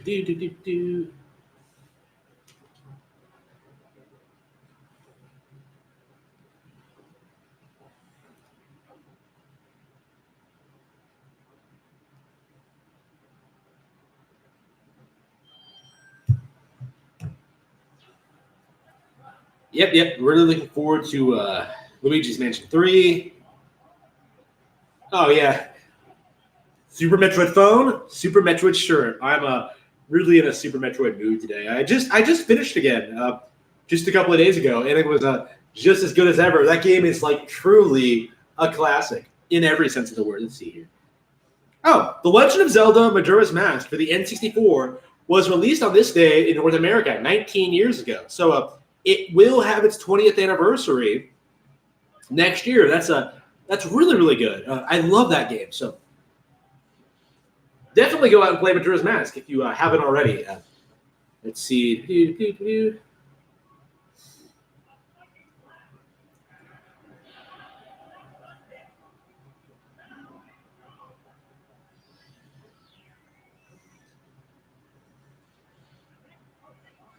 Let's see. All right, where are my tweets? There they are. Oh yeah, Death Stranding is coming out too. How could I forget about Death Stranding? Or how could I? I love how like this incredibly controversial AAA release is on the way, and no one is talking about it. Like if this was a Nintendo game, people would be like raging about it nonstop. But now, since it's a PlayStation exclusive, no one's really talking about how terrible this game actually is. I'm so baffled by that. I'm so angry. So angry. Oh yeah. I have been playing Ring Fit Adventure. I have. I need to play it more. Actually, I have not been getting in the habit of doing it every day because, like, I go to the gym, right? So it's sometimes like not really counterproductive. But like I am having a lot of fun with it, and I do think it's a really good tool to get into exercise. So if you haven't played it already, please check that out. It's a good one. 222.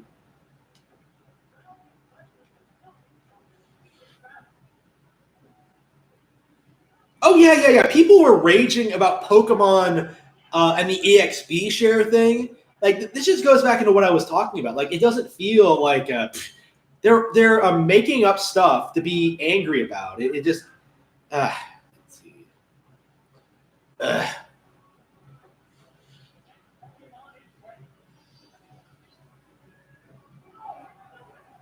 Yeah, PS4 is dead. Yep. Oh yeah. Well, maybe I should have done. Maybe I should do a video about this. But I was going to talk about obscure N64 games. Ones that I already own and ones that I'm looking at because people actually recommended me a ton of stuff. Let's see. Jet Force Gemini, War Gods, 1080, Snowboarding, Gex, Worms, Armageddon. I love 1080. I really can't stress this enough. Like, it's one of those weird games that I didn't like too much as a kid, but like going back to it as an adult, like I thought it was just like downright amazing. I had a blast playing that. Like, it took me a while to clear it in all the difficulties. And I still don't think I unlocked everything, but like it's a lot more fun than I thought it would be. Let's see. Oh yeah, JonTron did get married, so yeah, good for him.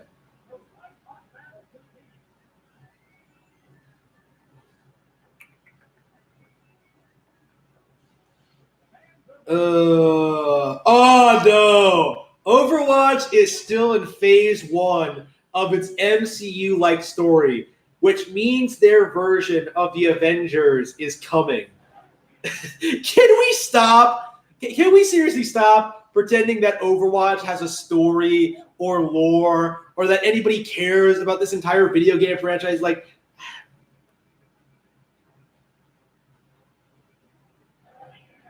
they really need to stop like pushing this narrative. Like, oof,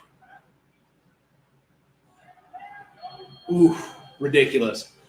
Oh yeah. All right. Damn. Yeah, I'm still playing Pokemon, and I still have a lot of time. So I just think I ran out of topics. Shit, I guess not as much happened this week, or I guess I can't really find anything to talk about. Let's see. Yeah.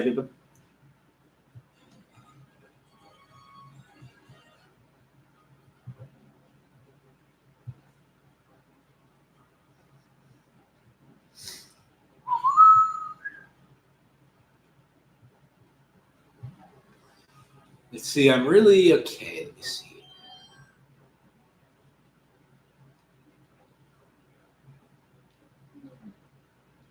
No, Snubble. Yep. Vulpix. Yep. Oh, maybe not Vulpix.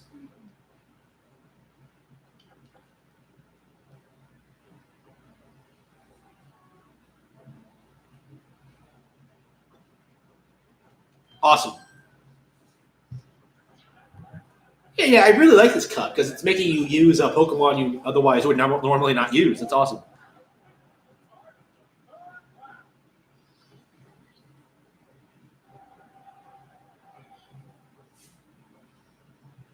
Let's see here.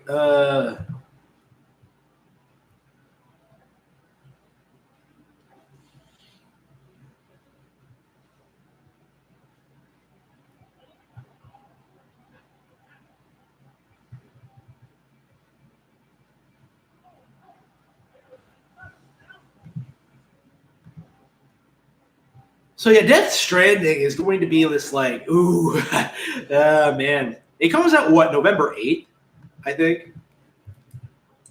Death Stranding release date.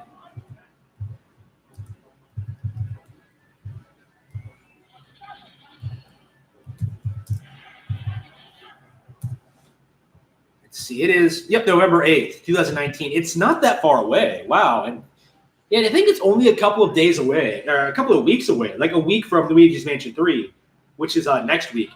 It's a week away, and no one is talking about it. That's kind of amazing to think about, isn't it? Like this major game. Ooh, the storm is coming. The storm is coming.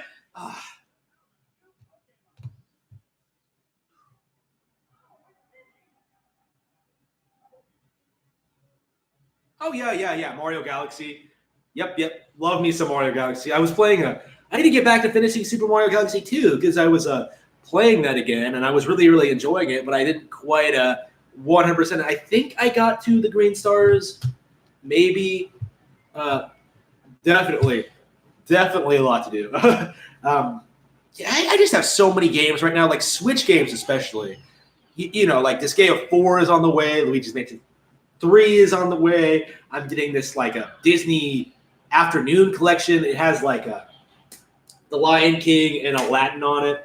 So that'll be a nice that'll be a nice release there.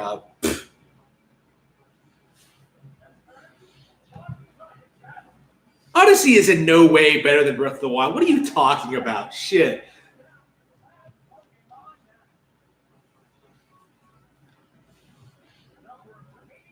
I do need to go back and play Odyssey and Breath of the Wild again. It's been a while, right? Like I need to get back into those games. But I'm just so busy and have so much else to play. You know, playing old games again. Like shit, I had trouble like finishing Link's Awakening or not Link's Awakening. Like all these RPGs are just take so long. You know, it's just so hard to find the time to really get into them and play them. You know. Yeah, I'm destroying this tournament, but it's the easiest setting. So, oof. I guess I'll just keep doing it until I win. I might be able to finish it before I leave, but I'm not optimistic. Let's see.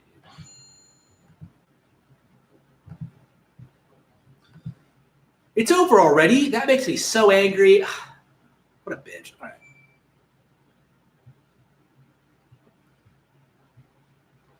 Keep battling. Yep. All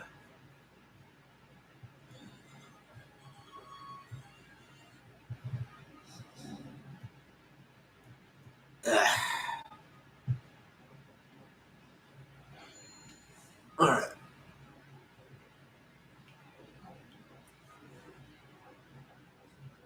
Assuming the AI is randomized too, like they're probably going to get fucked over and not have the same sort of strategies that I can come up with on the fly. Let's see. Oh, it's technically a ground type, so that might actually be effective.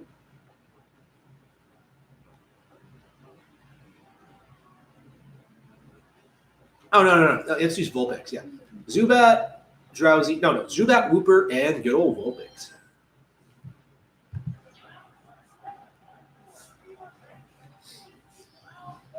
So, yeah, Sword and Shield.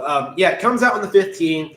So about a month away now. And I really expect it's going to be a lot like Let's Go, where when the game actually comes out, people are going to be like super like the backlash is just going to stop. Like it's just going to end. Like no one is going to be raging about the game at that point onward. It's just going to be like, oh, the game is out now and it's good and I'm really enjoying it. And people are going to play the game way more than they spend bitching about it. Like I do see people like Distant Kingdom and his following as being like this very, very, very vocal minority. Like they aren't a majority at all. And I think it's going to become more apparent once the game actually comes out. Like it's going to be another situation like even the Sun and Moon situation, even the Let's Go situation. Like it's really not going to be any different. Like the games aren't bad. The company isn't lazy. Like it's just their narrative has no basis in reality. So as a result, people aren't really going to look at you and say that like, oh, maybe they have a point. Like no, they're just going to laugh at you if anything. That's sort of what I'm doing here. It's just let's see.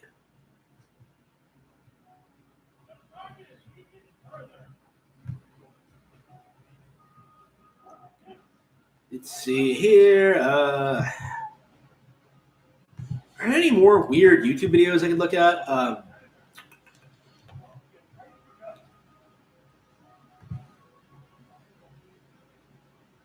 Let's see here.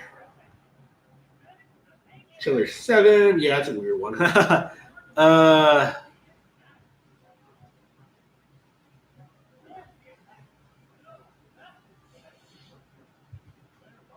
By the way, Metal Gear is a downright classic. You want to know about Operation N313? Well, sit down. This might take a while to explain. Yeah, parachuted from the plane and my boots touched down on the ground in the jungle without making a sound. Checking with the gloss on the transceiver radio. Hurry up, now it's time to start the show. I feel a set the guard on the path. I'm stuck up and I'm pushing this sleepy ass. I run from the cars. Holy cow! They must be putting crack in that puppy chat. I take out more cars, steal their key cards, making them home like a bunch of retards. Into building one, I find a gun. I gas massive missiles in a cardboard box for fun. Silencer, grenade launcher. Just a normal day for your average saboteur. I thought nothing could ruin my rapture. It's about the time that my ass got captured. They put me in the cell next to Gray Fox. I helped him escape and got out of that box. I grabbed my backpack full of gear. I was hit by a car from the shotguns of beer. I told him to give up, but he would not succumb. I shot RC missiles right up his right tongue. The same goes for them fools to shot. gates make them suckers feel not so fussy. She don't keep trying to take me down. Took out my Beretta and I popped that clown. Down the elevator and I'm on my way out of here. Yeah, love that song. Love it, love it, love it. I wish he would make more, but I haven't. Those songs are like a decade old. I think the Zelda one is the most famous, but man. Oof. Oof. Let me see here.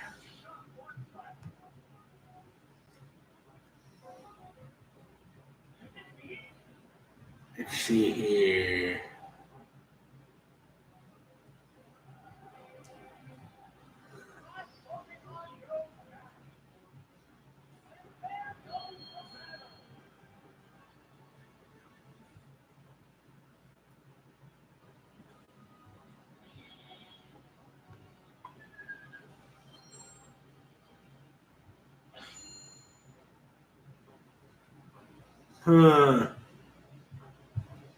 What is there else to look at? Let's see.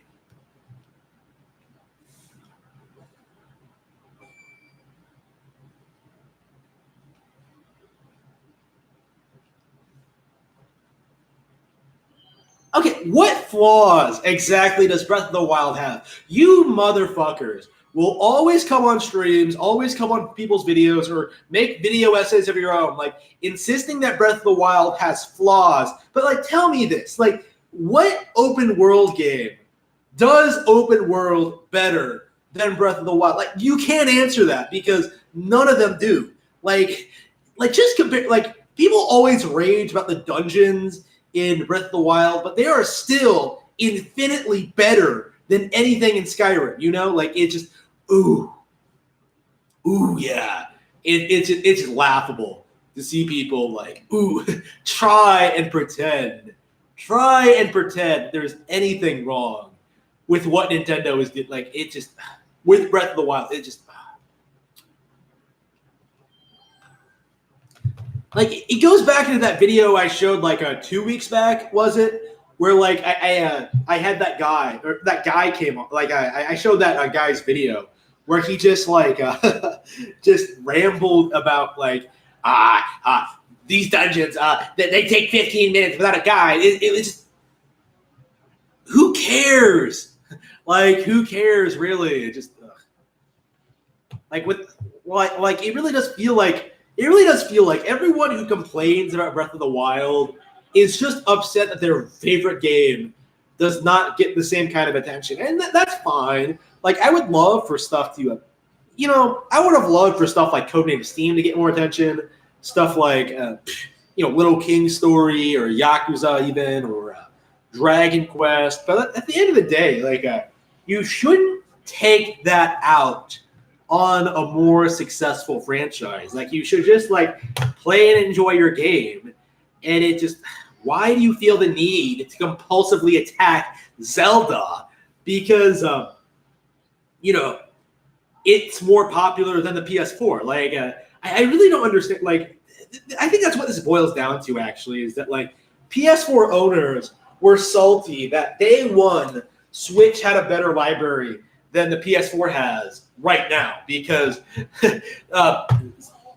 Switch and Wii U had Breath of the Wild, which were like, these incredible open world games that redefine the genre and sort of like breathe new life into like the open world and into gaming, and like really define what exactly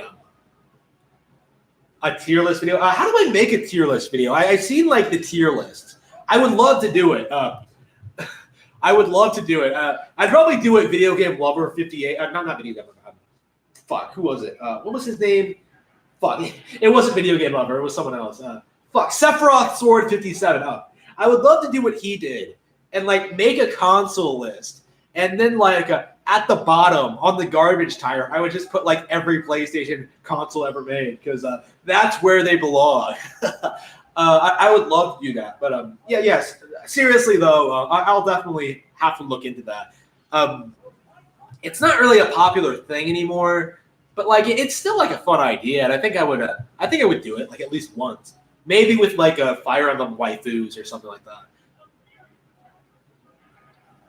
Ooh, Zelda 2 is underrated. Ooh, yeah. I was just thinking about that, actually. Zelda 2 is just phenomenal. And ooh, really underrated game. Yeah, I need to finish it. I actually have never beaten that one. I think I've gotten to the end, but never actually beaten it, which is weird because I really like that game. Oof.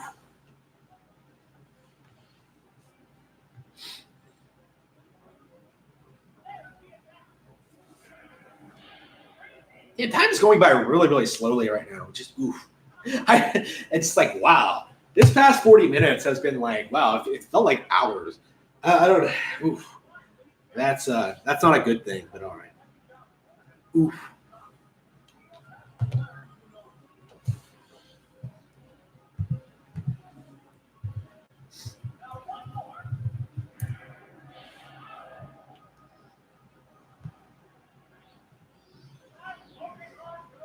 Let's see, company switch thread. Let's see. Are they seriously making an Overwatch 2? I don't know. No. I keep hearing rumors like that, but yeah.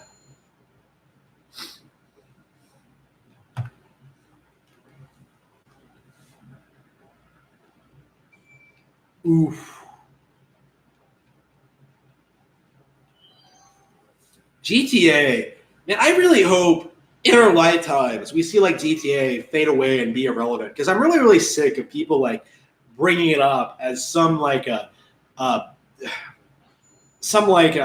point in game design when it's really nothing. When you get right down to it, it's just you running around an open world, an empty open world with nothing to do. It just I hate it.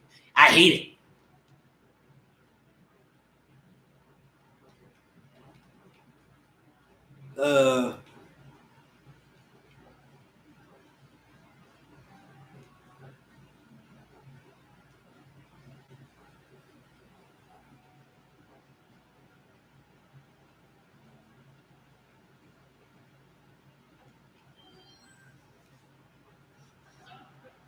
Yeah, there are lots of really good indie games on Switch. I was playing a couple. Like my friend Pedro, that new game from Devolver Digital. Like that one was a lot of fun. I highly recommend it. Like the boss fights are kind of disappointing, but from a general like gameplay design standpoint, it's a downright blast to play. Like I love that one.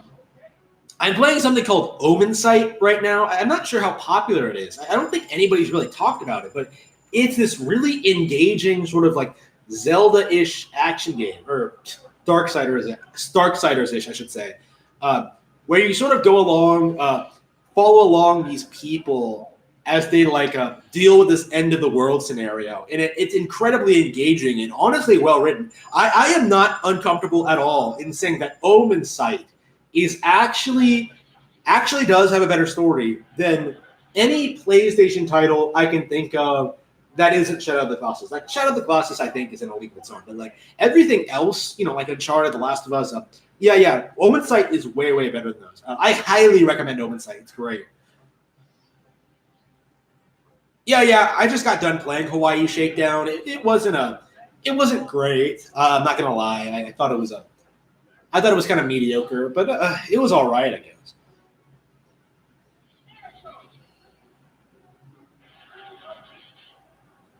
Yep. I definitely want a new Codenames theme. That game was fantastic. I'm actually going to replay it here soon. I have it sitting on my shelf. I say soon, but I've been meaning to play it since I think I moved in.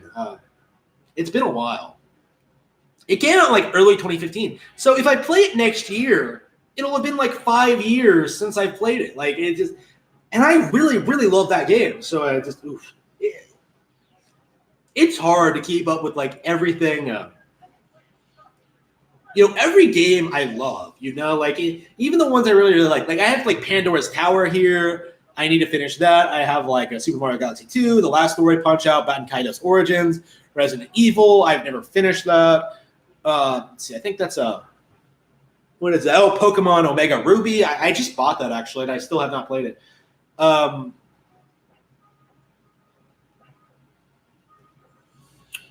yeah, there's just so much to catch up with, and a big part of that is because I have to sit here playing like a Pokemon Stadium, trying to clear all these crazy challenges. Just oof.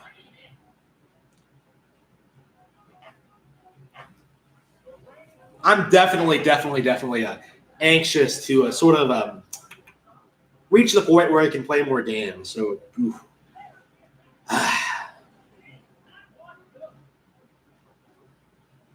It's like a time thing for me right now. Like I have plenty of money to buy new games, but like in order to get that money, I have to work all the time. Well, I would work all the time anyway, but like it just I don't play as much as I would like to.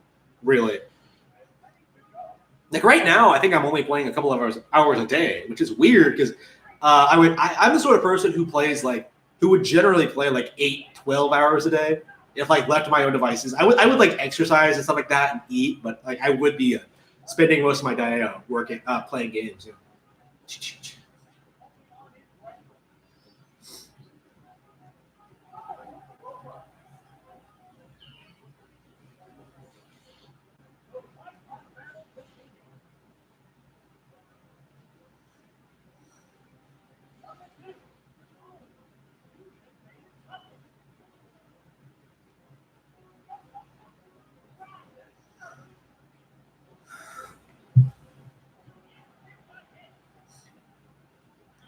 Yep, I won. Let me see here.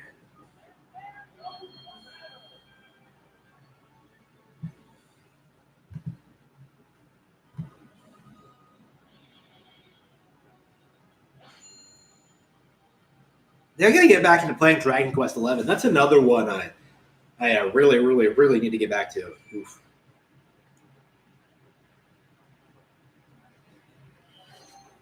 All right.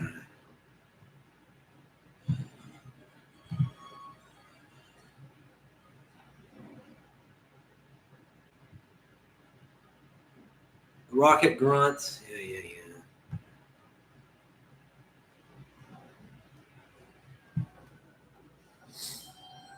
Let's see here.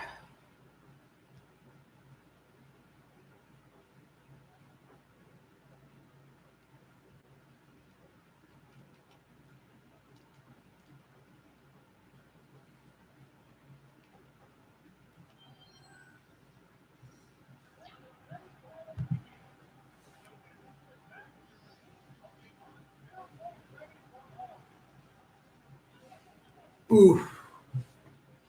Yeah, I think I'm about ready to leave. Oof. Think I'm about ready to end the stream. Oof. Shame I ran out of stuff to talk about, but oh well. I'll just finish this tournament in Pokemon Stadium 2 and then call it a night. Is it really? I can't believe it's already Saturday. Shit.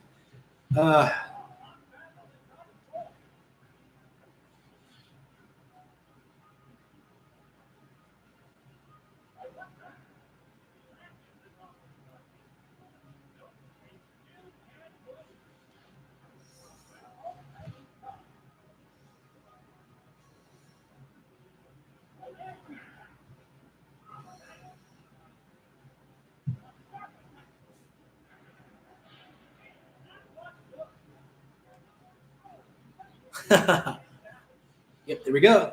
All right.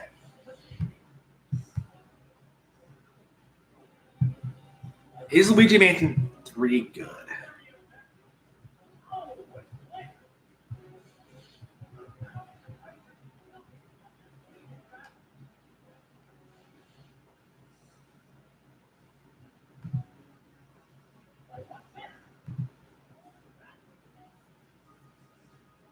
Ooh. Ooh. There we go. Ooh.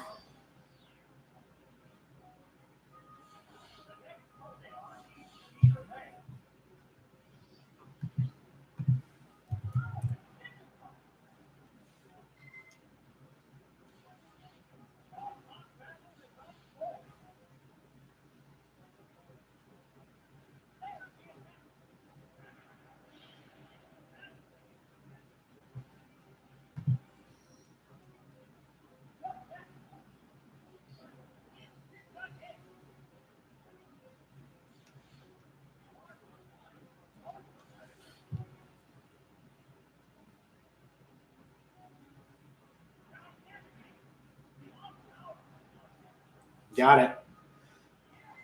Ooh.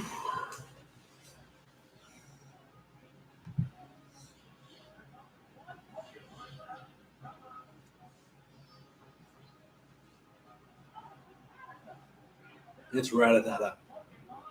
Ooh. Let's see. Am I sure?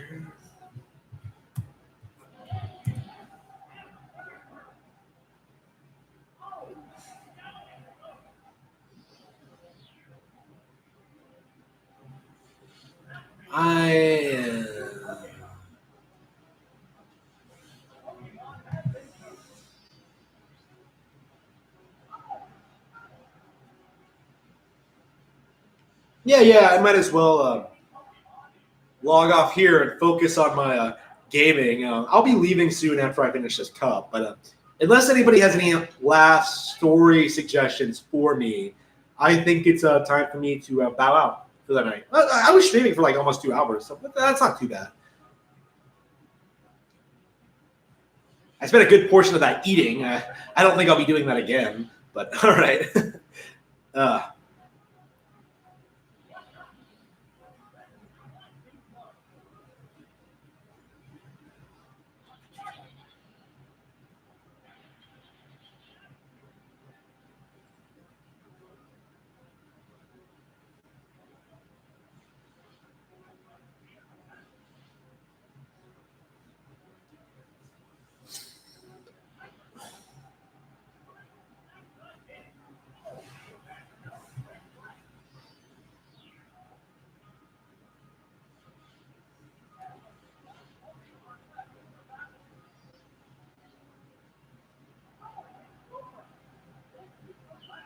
All right, just gotta finish this. Is this the last battle or second? I can't even remember. I think it's the second to last.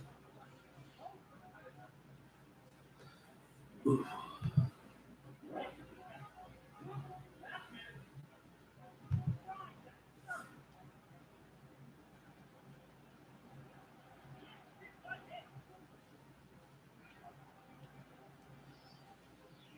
Did it?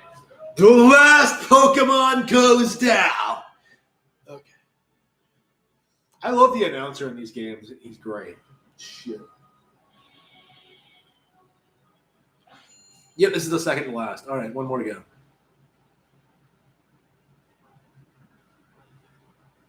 Yep, the Rising Badge. Oof, one more to go. I could just suspend it, but yeah, I might as well finish it. I'm on the last segment. I'm on a roll here. Juggler Dwight.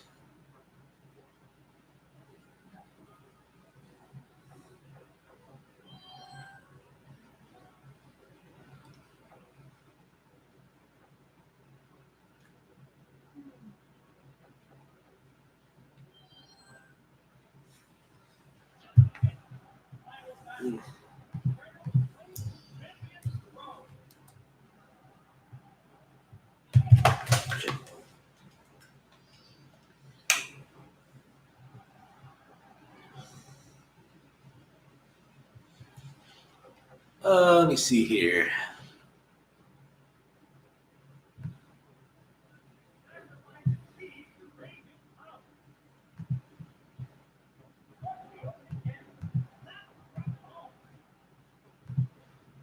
Oh, wow. Really? Oh, wow.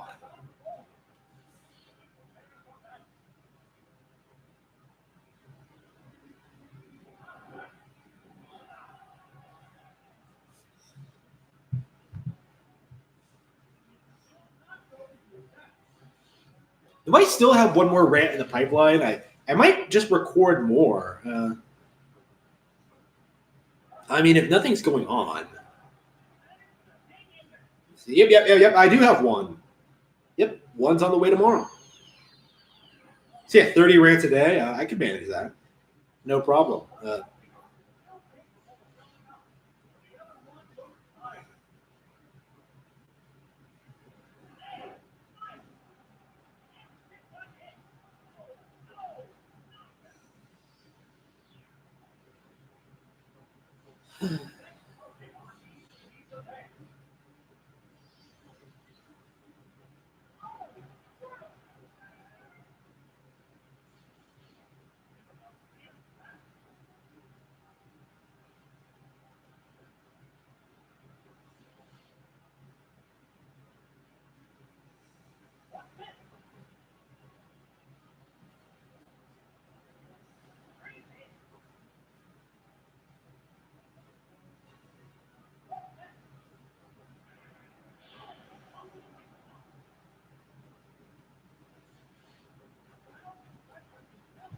Psychic. Okay.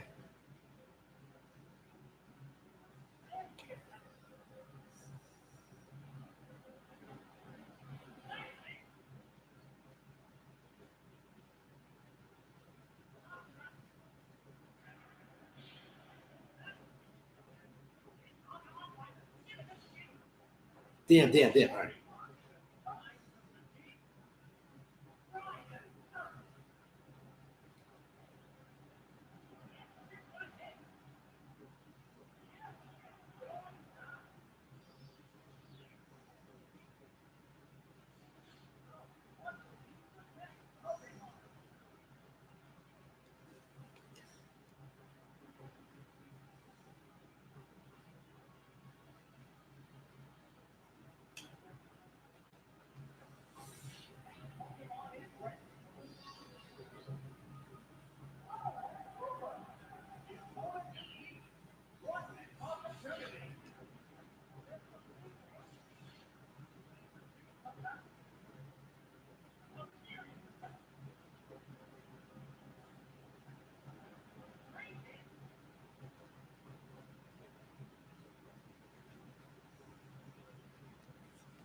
Oof. All right.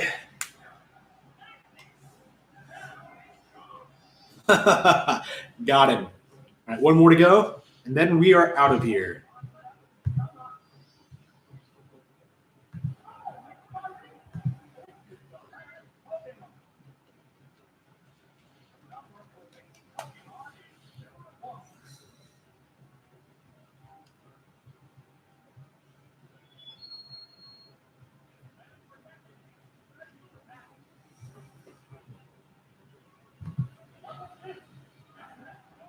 Yes, thank you.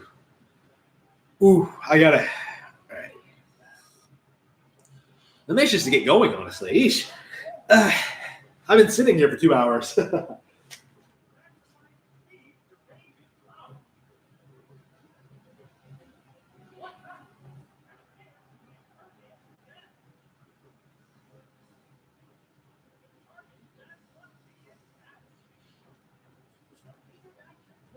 All right.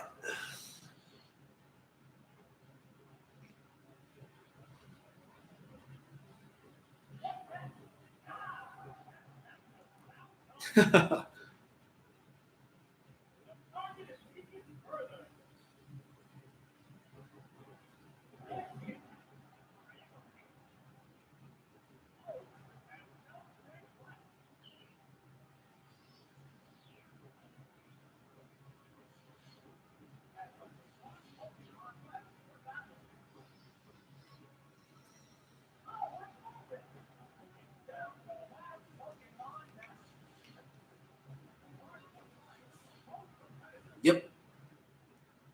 I think I've pretty much won, unless it whips out Earthquake or something. Nope. Thunder. Yep, I'm good. Can Mareep even learn Earthquake? I don't think so.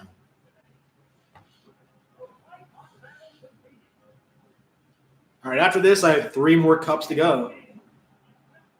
Oh, what? Come on. That should have killed it. Should have killed it. Oh, man.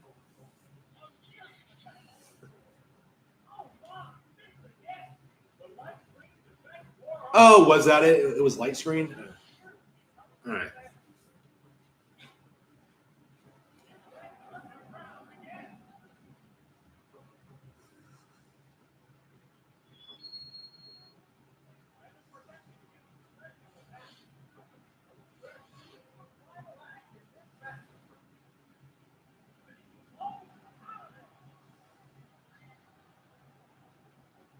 Yep, we got it. We won. Well, I won. You didn't do shit. Okay. No. Yes. The champion has been decided. All right. Awesome. All right. Let's sign off here. All right. That's it. I will see you all next week, or probably sooner, depending on what actually transpires here. Ooh. Holy shit. Is that? Hang on. Let me check this again.